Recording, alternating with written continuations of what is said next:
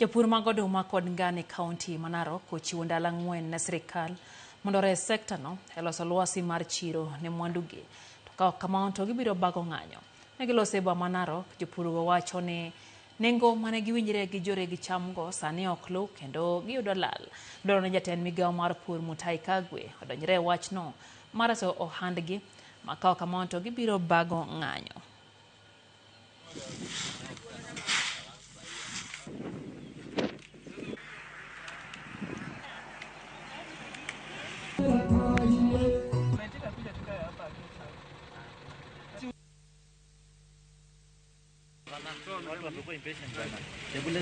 Tumekubali na hii bei.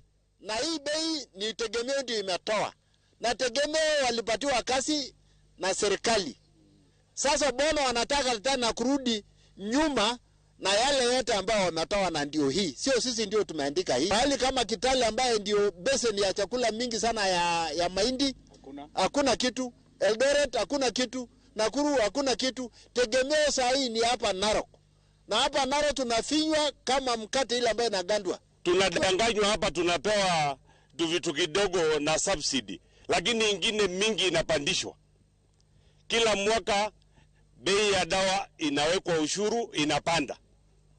Kila mwaka bei ya diesel inapanda. Na hizo ndio vitu tunatumia kwa ukulima ya ngano. Na kwa nini kila mwaka na kila wakati tunataka kufinyiliwa bei ambaye hairudishi gharama? Mkulima anajikokota kutumia pesa yote, anaenda bank kuchukua maloni ya kukusa ile mimea, alafu baadaye mtu anataka kuja kutunyanyasa. Wakati tunafuna, wasimamishe importation, wachukue kwanza ya wakulima wa Kenya. Ili yetu ikikataa kutosha, basi wafungue importation baada ya kununua yetu. Tumefuna ngano, ndio hii mahindi sinajaa hapa, hakuna kitu inanunulika. Kwa hivyo tuko hapa kupeana siku 3. Kama hatujajibiwa tutaenda maandamano. Na hii ifikie Ministry of Agriculture. Gunia mzima ya mahindi shilingi 3,900, mtu atarudi kwa ukulima. Na vile saa hii soko vile dunia vile inaenda.